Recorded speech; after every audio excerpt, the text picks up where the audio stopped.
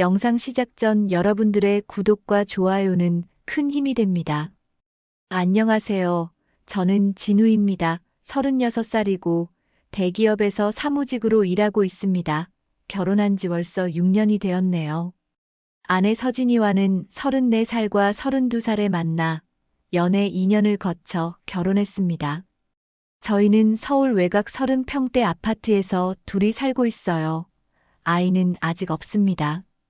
요즘 서진이가 좀 달라졌습니다. 아니, 달라졌다기보다는 뭔가 새로운 일상이 생겼다고 해야 할까요?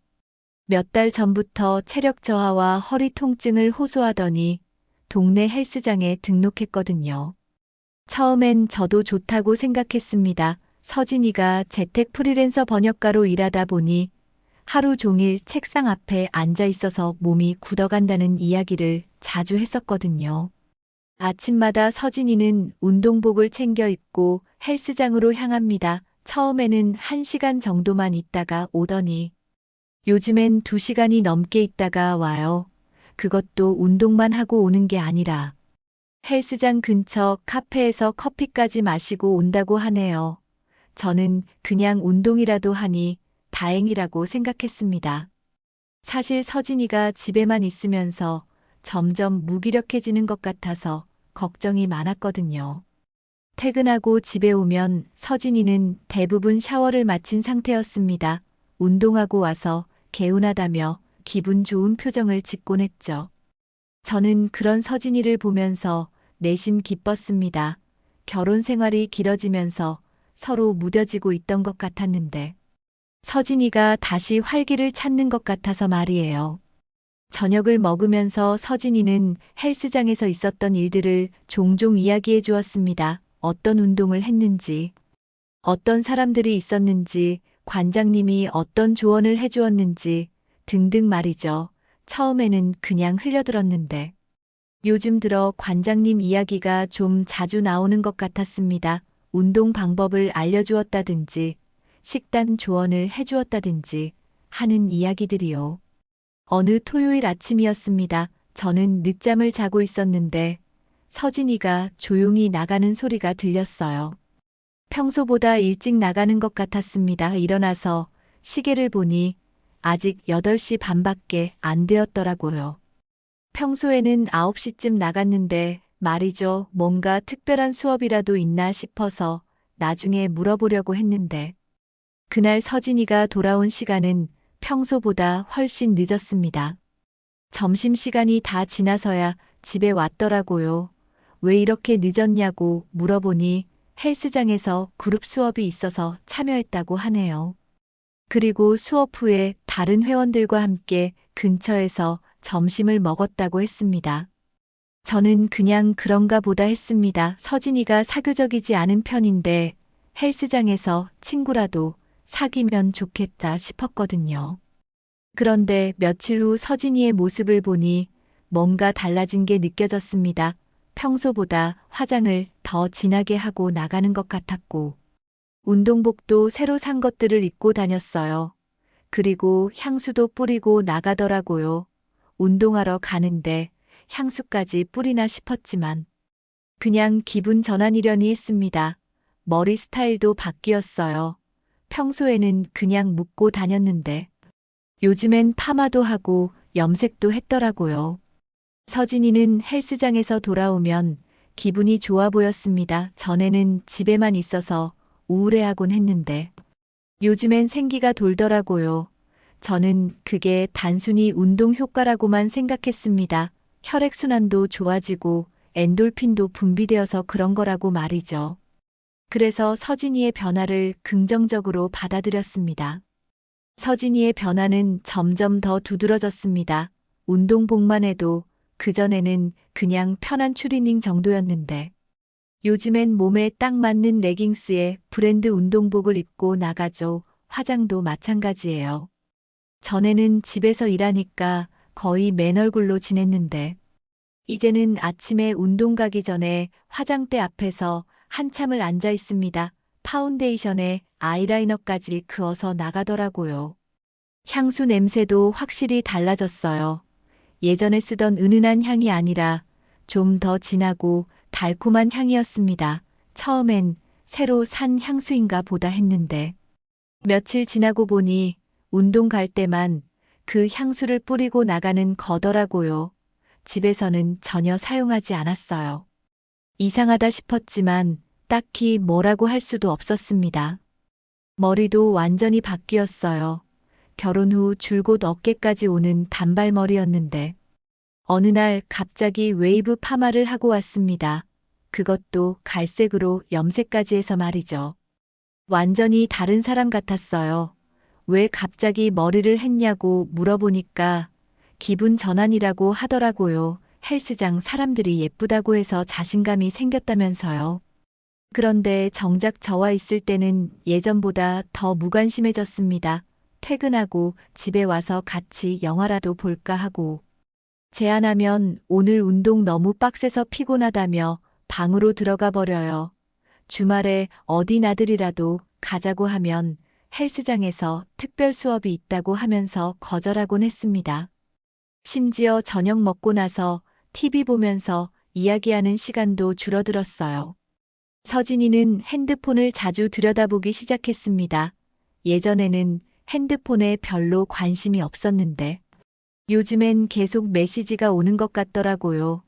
누구랑 연락하냐고 물어보면 헬스장 사람들이라고 하면서 대충 넘어갔습니다. 운동 관련 정보를 공유한다고 하더라고요.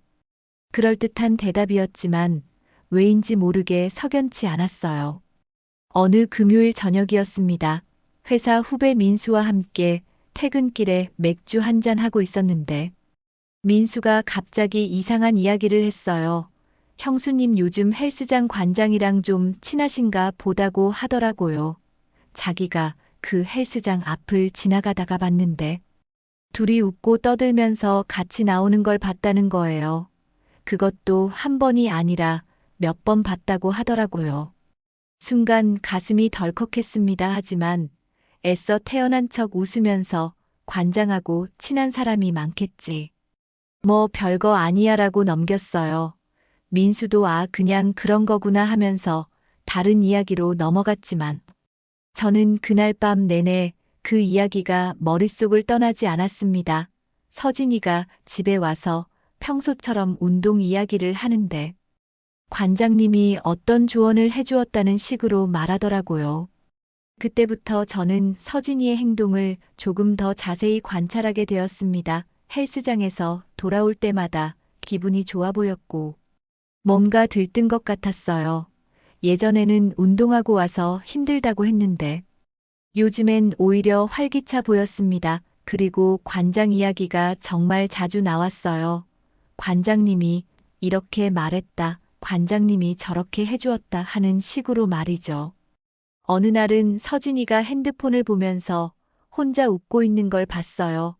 뭐가 그렇게 재미있냐고 물어보니까 헬스장 단톡방에서 재미있는 사진을 올렸다고 하더라고요. 보여달라고 했더니 별거 아니라면서 핸드폰을 치워버렸습니다. 그런 일들이 하나씩 쌓이면서 저는 점점 불안해지기 시작했어요. 하지만 확실한 증거도 없었고 서진이를 의심한다는 것 자체가 기분 나빴습니다. 결혼 6년 동안 한 번도 의심해 본 적이 없었거든요. 그래서 그냥 제가 예민해진 거라고 생각하려고 했어요. 서진이가 헬스장에서 친구들을 사귀고 활동적으로 변한 것을 긍정적으로 받아들이려고 노력했습니다. 그런 일상이 지속되던 어느 토요일이었습니다. 오전에 장을 보러 마트에 갔는데 주차장에서 깜짝 놀랄 일이 벌어졌어요. 서진이가 헬스장 관장과 함께 같은 쇼핑카트를 밀며 마트에서 나오는 모습을 목격한 겁니다. 둘이 자연스럽게 이야기하면서 웃고 있었고 마치 부부처럼 보였어요. 저는 차 안에서 그 장면을 보면서 머리가 하얘졌습니다. 서진이는 제가 있는 줄 모르고 관장과 함께 주차장을 걸어가고 있었어요. 관장은 38살 정도로 보이는 남자였는데 키도 크고 체격도 좋더라고요.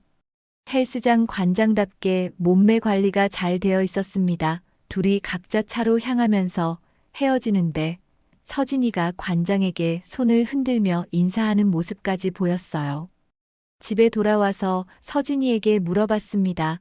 오늘 마트 갔었냐고 하니까 갔다고 하더라고요. 그래서 혹시 누구랑 같이 갔냐고 물어보니까 잠시 당황하는 표정을 짓더니 헬스장 끝나고 우연히 관장님과 마주쳐서 잠깐 같이 장 본 거라고 설명했습니다. 우연의 일치라고 하면서 별거 아니라는 식으로 말했어요. 하지만 저는 그 설명이 잘 믿어지지 않았습니다. 마트가 헬스장에서 그렇게 가까운 곳도 아니었거든요. 차로 10여 분은 가야 하는 거리였어요. 정말 우연히 마주쳤다면 인사 정도만 하고 헤어졌을 텐데. 같은 쇼핑카트를 사용한다는 것은 처음부터 함께 장을 보러 간 것처럼 보였습니다. 그날 저녁 더 충격적인 일이 있었어요. 서진이가 온라인 쇼핑몰에서 뭔가를 주문하고 있더라고요. 뭘 사냐고 물어보니까 영양제라고 하더라고요. 관장님이 추천해 주신 거라면서 운동 효과를 높여준다고 했습니다. 그런데 가격을 보니까 10만 원이 넘는 비싼 제품이었어요. 평소 서진이라면 그런 비싼 건 절대 안 샀을 텐데 말이죠. 제가 너무 비싸지 않냐고 하니까 관장님이 직접 추천해 주신 거니까 효과가 있을 거라며 결제를 해버렸습니다.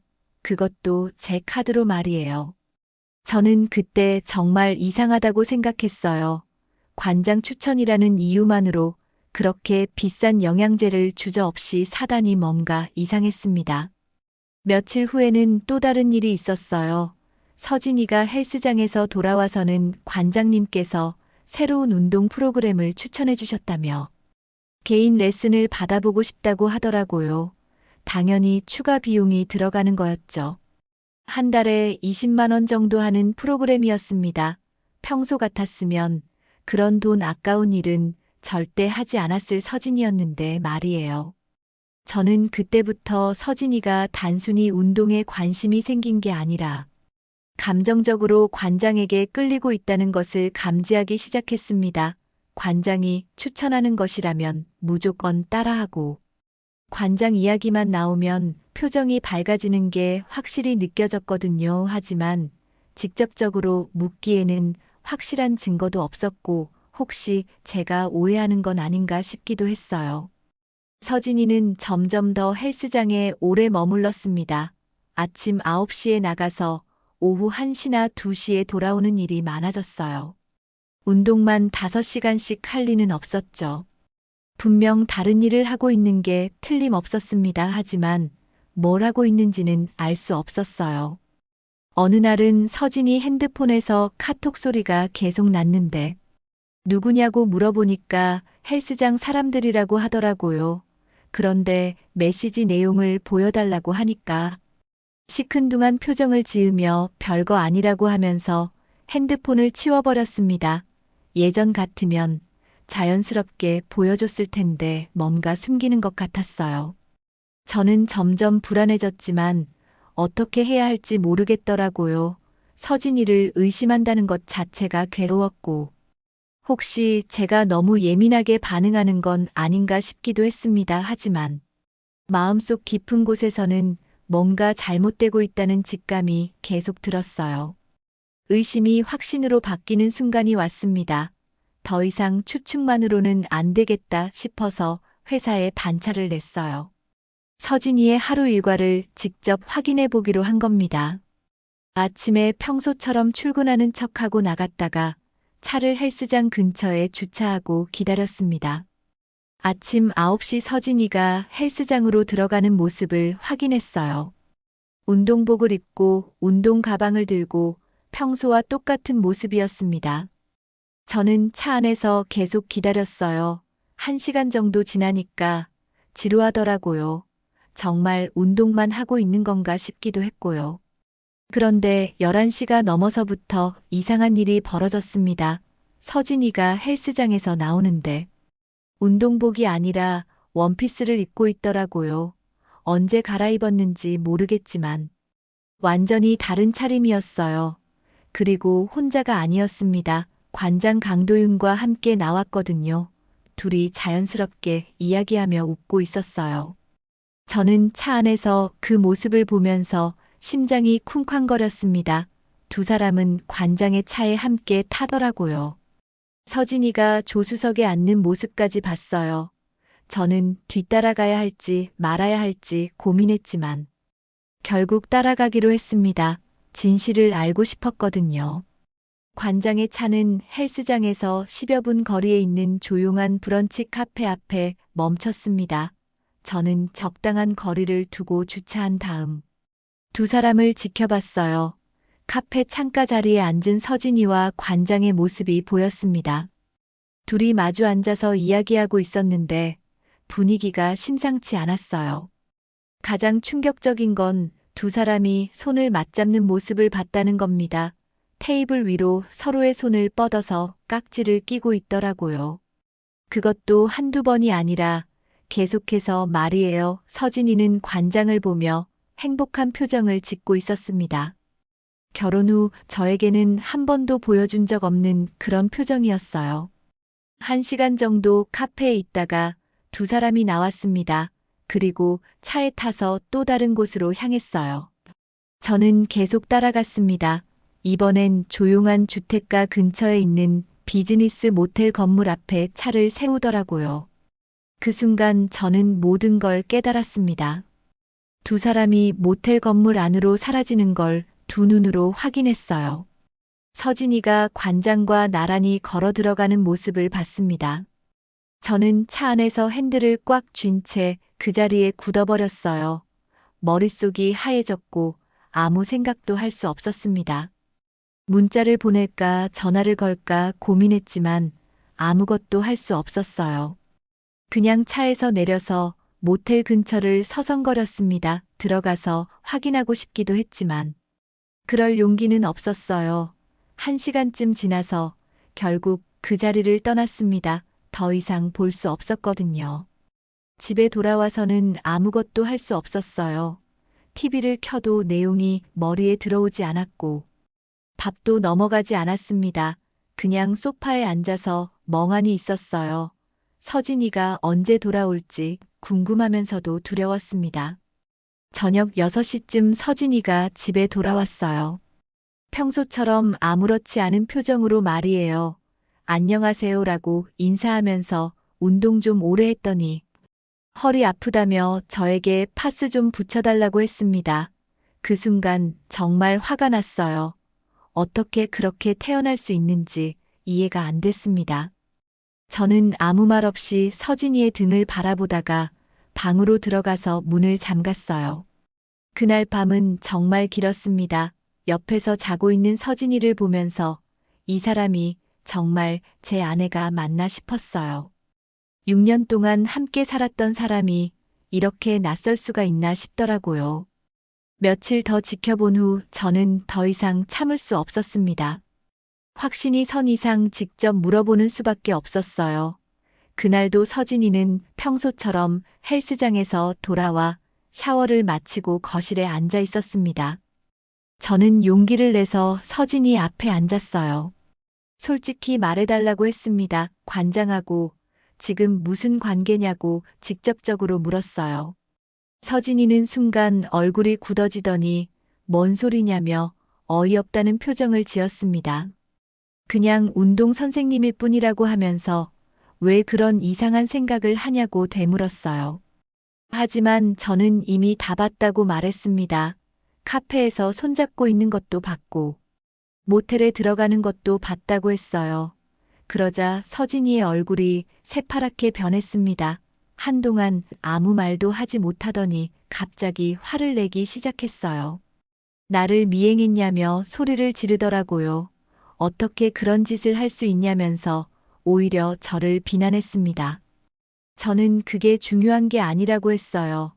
지금 바람을 피우고 있는 게 사실이냐고 다시 물었습니다. 서진이는 한참 동안 말이 없더니 결국 인정했어요. 그런데 그 다음에 한 말이 더 충격적이었습니다. 진우 너랑 있으면 내가 그냥 하녀 같다고 하더라고요. 밥하고 빨래하고 청소하는 것밖에 할 일이 없다면서 말이에요. 그런데 도윤 오빠는 나를 여자로 대해준다고 했습니다. 나에게 관심을 갖고 예쁘다고 말해주고 소중하게 생각해준다는 거였어요. 저는 그 말을 듣고 정말 어이가 없었습니다. 결혼 6년 동안 제가 서진이를 소홀히 대한 적이 있었나요? 물론 처음처럼 로맨틱하지는 않았을 수도 있지만 그렇다고 해서 바람을 피울 이유가 되나요? 서진이는 계속해서 저를 탓했습니다. 당신은 나한테 관심이 없다고 했어요. 맨날 회사 일만 생각하고 집에 와서는 TV만 본다면서 언제 나한테 예쁘다고 말해본 적이 있냐고 물었습니다. 언제 나를 위해 뭔가 특별한 걸 해준 적이 있냐고 따졌어요. 저는 할 말을 잃었습니다. 그럼 바람 피우는 게 정당하냐고 물었더니 서진이는 사랑은 어쩔 수 없는 거라고 하더라고요. 도윤 오빠를 만나면서 내가 얼마나 외로웠는지 알았다면서 이제 와서 뭐라고 할 자격이 있냐고 했습니다. 저는 그때 정말 화가 났어요. 결혼이 뭔지 아냐고 소리쳤습니다. 힘든 일이 있으면 서로 이야기하고 해결해야 하는 거 아니냐고 했어요. 혼자 결정해서 바람 피우고 나서 내 탓이라고 하는 게 말이 되냐고 따졌습니다. 서진이는 그래도 계속 자기 입장만 주장했어요. 도윤 오빠는 나를 이해해준다고 했습니다. 내 마음을 알아주고 내 이야기를 들어준다면서 당신하고는 다르다고 하더라고요. 저는 그 순간 정말 허탈했습니다. 6년 동안 함께 산 사람이 이렇게 말할 수 있다는 게 믿어지지 않았어요. 그럼 이혼하자고 했습니다. 더 이상 함께 살 수 없다고 말했어요. 서진이는 잠시 놀란 표정을 지었지만 이내 그것도 좋다고 하더라고요. 어차피 우리는 안 맞는다면서 일찍 정리하는 게 서로에게 좋을 거라고 했습니다. 저는 그날 밤 정말 많은 생각을 했어요. 결혼 생활에서 제가 부족했던 부분이 있을 수도 있다고 생각했습니다. 하지만 그렇다고 해서 바람을 피우는 게 정당화될 수는 없다고 생각했어요. 그리고 서진이가 저를 모든 잘못의 원인으로 돌리는 것도 이해할 수 없었습니다. 결국 다 알고 있었으면서 모른 척한 제가 제일 바보였다는 생각이 들었어요. 진작에 의심이 들었을 때 확인했으면 이렇게까지 되지는 않았을 거라는 후회도 들었습니다. 하지만 이미 엎질러진 물이었어요. 이제는 앞으로 어떻게 살아야 할지 생각해야 했습니다. 진실이 밝혀진 후 저는 바로 변호사를 찾아갔습니다. 이혼 소송과 함께 상간자 손해배상 청구 소송도 준비하기로 했어요. 흔히 상간소송이라고 부르는데 배우자가 아닌 제3자와 불륜을 저질렀을 때 그 상대방에게 정신적 피해에 대한 배상을 요구하는 소송입니다. 변호사는 충분히 승소 가능성이 있다고 했어요. 서진이는 제가 이혼 소송을 준비한다는 소식을 듣고도 별로 놀라지 않았습니다. 오히려 빨리 처리하자는 시기였어요. 재산 분할이나 위자료 문제도 대충 넘어가려고 하더라고요. 어차피 도윤 오빠와 새로운 삶을 시작할 거니까. 과거에 얽매이고 싶지 않다는 식으로 말했습니다. 서진이는 일주일 만에 짐을 싸서 나갔어요. 관장 강도윤이 사는 아파트 근처 원룸을 얻어서 들어갔다고 하더라고요. 헬스장에서 가까운 곳이라고 했습니다. 저는 그때까지도 서진이가 관장과 행복하게 잘 살 거라고 생각했어요. 그렇게 확신에 차서 저를 떠났으니까 말이죠. 하지만 현실은 달랐습니다. 상간소송 소장이 관장에게 전달되자 관장의 태도가 완전히 바뀌었어요. 처음에는 소장 수령을 거부하더니 나중에는 내가 뭘 잘못했냐며 억울하다는 반응을 보였습니다. 자신은 그냥 회원과 친하게 지낸 것뿐이라고 주장했어요. 더 가관인 건 관장이 자신의 사회관계망 서비스에 올린 글이었습니다. 요즘 여자가 무섭다는 내용의 글을 올렸더라고요. 자신을 유혹해놓고 이제 와서 소송을 건다면서 피해자 코스프레를 하고 있었습니다. 댓글에는 동조하는 사람들이 많았어요. 여자들이 원래 그렇다는 식의 반응들이 달렸습니다. 서진이는 그런 관장의 모습을 보고 충격을 받았을 거예요. 자신을 이해해주고 사랑해준다고 했던 남자가 위기가 닥치자 태도를 바꾸는 걸 봤으니까요. 관장은 서진이와의 관계를 부인하기 시작했습니다. 그냥 친한 회원일 뿐이었다고 말을 바꿨어요. 한 달도 안 되어서 서진이는 원룸에서 나와야 했습니다. 직장도 없고 생활비도 부족한 상황이었거든요. 프리랜서 번역 일은 결혼 후 거의 하지 않았기 때문에 수입원이 없었어요. 관장도 더 이상 도움을 주지 않았습니다. 오히려 서진이를 귀찮아하는 것 같았어요. 결국 서진이는 부모님 집으로 돌아갔습니다. 34살에 이혼하고 친정으로 돌아간다는 게 얼마나 부끄러웠을까요? 부모님도 처음엔 무슨 일인지 모르셨다가 나중에 사정을 알고는 많이 실망하셨다고 들었어요. 특히 어머님은 며칠 동안 말도 안 하셨다고 하더라고요. 주변 사람들의 시선도 곱지 않았습니다. 동네 사람들은 다 알고 있었거든요. 서진이가 헬스장 관장과 바람을 피웠다는 것을 말이에요. 뒷소문이 빠르게 퍼졌어요. 그런 시선들을 견디기 어려웠을 겁니다. 외출하는 것도 힘들어했다고 하더라고요. 상간소송은 예상대로 진행되었습니다. 증거가 충분했거든요. 카페에서 찍힌 방범 카메라 영상도 있었고, 모텔 출입 기록도 확인할 수 있었어요. 관장은 끝까지 부인했지만, 법원은 저의 손을 들어주었습니다. 2천만 원의 위자료를 지급하라는 판결이 나왔어요. 판결이 나온 후 헬스장의 이미지는 완전히 추락했습니다. 회원들이 하나둘씩 떠나기 시작했어요. 관장의 사생활이 문제가 되면서 헬스장 운영에도 차질이 생겼습니다. 결국 관장은 헬스장을 다른 사람에게 넘기고 그 지역을 떠났어요. 야반도주 하듯이 말이죠. 서진이는 그런 관장의 모습을 보면서 자신이 얼마나 잘못된 선택을 했는지 깨달았을 거예요. 자신을 사랑한다고 했던 남자가 어려움이 닥치자 가장 먼저 등을 돌렸으니까요. 결국 모든 걸 잃고 혼자 남게 된 거죠.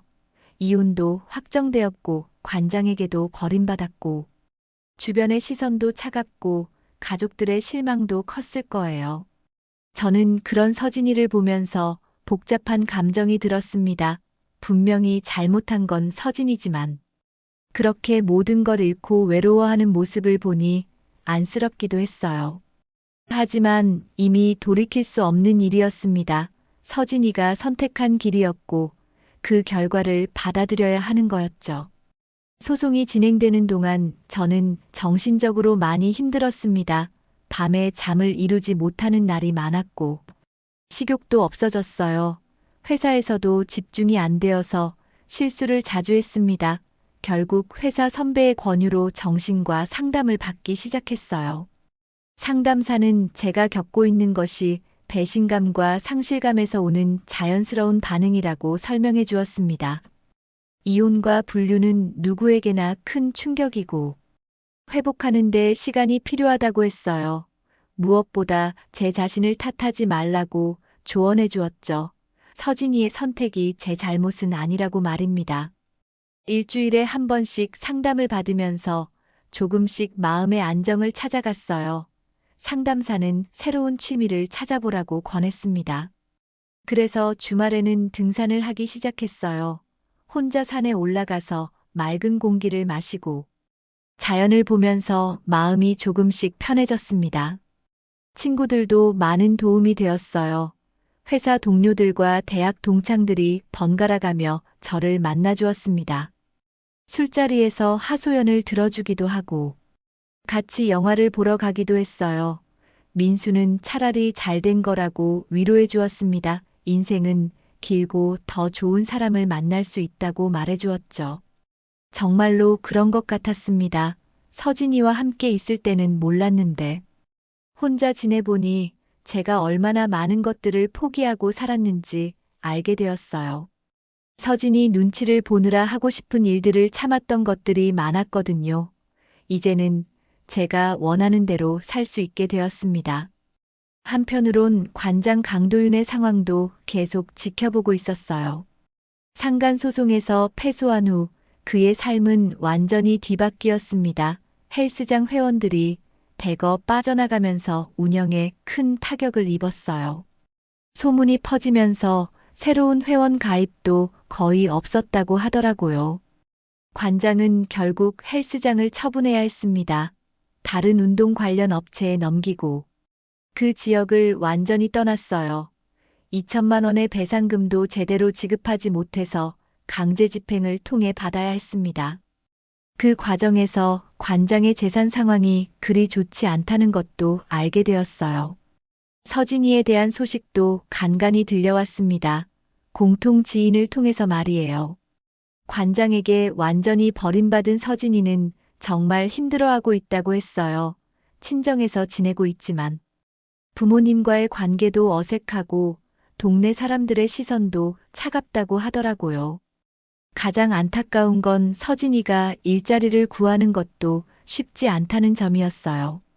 프리랜서 번역 일은 경력이 단절되어서 다시 시작하기 어려웠고, 다른 일을 하려고 해도 나이나 경력 때문에 쉽지 않았다고 합니다. 결혼 후 거의 7년 동안 집에만 있었던 게 발목을 잡았던 거죠. 친구들은 서진이가 자업자득이라고 말했지만 저는 복잡한 마음이 들었어요. 분명히 잘못한 건 서진이지만 그렇게 모든 걸 잃고 절망하는 모습을 보니 인간적으로 안쓰럽기도 했습니다. 결혼 생활 동안 좋았던 기억들도 있었으니까요. 하지만 동정심과 별개로 저는 서진이와 다시 만날 생각은 없었어요. 한번 깨진 신뢰는 다시 회복하기 어렵다고 생각했습니다. 그리고 서진이가 저를 비난했던 말들도 잊을 수 없었어요. 제가 무관심했다는 둥 하녀 취급했다는 둥 하는 말들 말이죠. 상담을 받으면서 깨달은 건 결혼 생활에서 소통의 중요성이었습니다. 서진이가 불만이 있었다면 먼저 이야기했어야 했고, 저도 더 세심하게 살펴봤어야 했어요. 하지만 그렇다고 해서 바람을 피우는 것이 정당화되지는 않는다고 생각했습니다. 시간이 지나면서 저는 점점 안정을 찾아갔어요. 상담도 도움이 되었고 친구들의 지지도 큰 힘이 되었습니다. 무엇보다 혼자 사는 것에 적응하면서 제 자신만의 시간을 갖는 것이 얼마나 소중한지 알게 되었어요. 앞으로는 더 신중하게 인생을 살아가려고 마음먹었습니다. 이혼이 확정된 지 석 달이 지나자 저는 새로운 결심을 했습니다. 서진이와 함께 살던 집에서 나와 완전히 새로운 곳에서 살기로 한 거예요. 그 집에는 너무 많은 기억들이 남아 있었거든요. 좋은 기억도 있었지만 아픈 기억들이 더 많았습니다. 새로운 시작을 위해서는 환경부터 바꿔야 한다고 생각했어요. 회사와 가까운 곳에 있는 오피스텔을 알아봤습니다. 혼자 살기에는 충분한 크기였고 무엇보다 깔끔하고 현대적인 느낌이 마음에 들었어요. 보증금과 월세도 감당할 만했습니다. 서진이와 헤어지면서 혼자 살게 된 만큼 생활비도 많이 줄어들었거든요. 이사를 준비하면서 가장 힘들었던 건 추억이 담긴 물건들을 정리하는 일이었습니다. 결혼식 사진부터 신혼여행에서 산 기념품들, 그리고 서진이와 함께 찍은 수많은 사진들까지 어떻게 처리해야 할지 고민이 많았어요. 버리기에는 아까웠지만 가져가기에는 너무 아팠습니다. 결국 대부분의 추억 관련 물건들은 창고에 보관하기로 했어요. 언젠가는 정리할 날이 올 거라고 생각했습니다. 다만 커플 폴라로이드 사진들은 과감하게 버렸어요.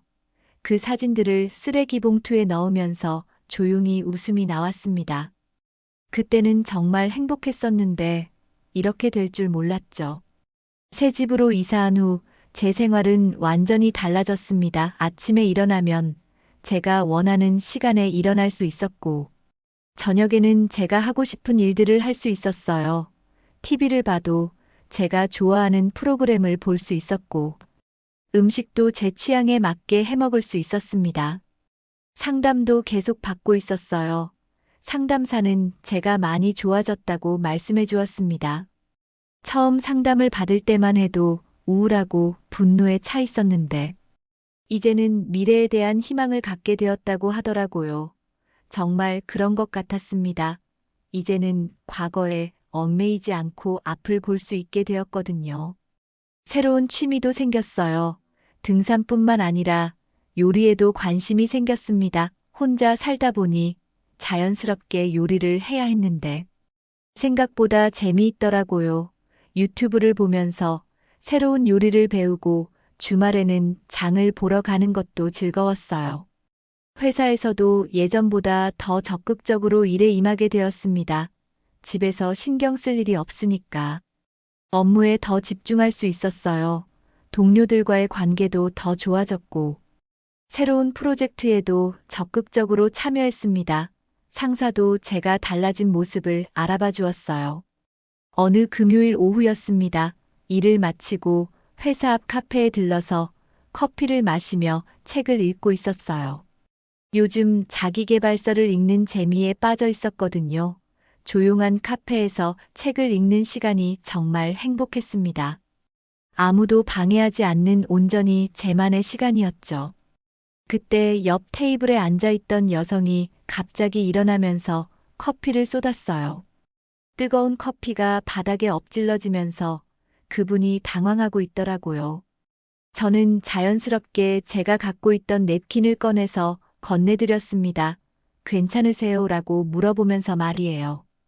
그분은 고맙다며 미소를 지었어요. 30대 초반쯤 되어 보이는 분이었는데 차분하고 지적인 인상이었습니다. 잠깐 이야기를 나누게 되었는데 책을 좋아한다는 공통점이 있더라고요. 자연스럽게 서로가 읽고 있는 책에 대해 이야기하게 되었습니다. 그분은 도서관 사서라고 하더라고요. 책과 관련된 일을 하고 있다니 흥미로웠습니다. 저도 요즘 독서에 관심이 많다고 말씀드렸어요. 그러자 좋은 책이 있으면 추천해 주겠다고 하시더라고요. 연락처를 주고받게 되었습니다. 집에 돌아오는 길에 기분이 좋았어요. 오랜만에 자연스럽게 누군가와 대화를 나눴거든요. 그것도 강요된 만남이 아니라 우연히 이루어진 만남이었습니다. 물론 무엇인가 발전될 거라고 기대하지는 않았어요. 하지만 이런 만남 자체가 소중하다고 생각했습니다. 이제는 나 자신을 위해 산다고 마음먹었습니다. 누군가를 위해서가 아니라 제 자신의 행복을 위해서 말이에요. 서진이와의 결혼 생활에서 많은 걸 배웠습니다. 무엇보다 소통의 중요성과 서로를 존중하는 마음의 소중함을 깨달았어요. 앞으로 누군가와 새로운 인연이 생긴다면 이번에는 더 신중하게, 더 진정성 있게 관계를 만들어가고 싶습니다. 서로의 마음을 솔직하게 표현하고 문제가 있으면 함께 해결해 나가는 그런 건강한 관계 말이에요. 일상이 다시 시작되었습니다. 하지만 이번에는 더 단단하게, 더 성숙하게 살아가려고 합니다. 과거의 아픔을 통해 배운 것들을 바탕으로 더 나은 미래를 만들어가고 싶어요.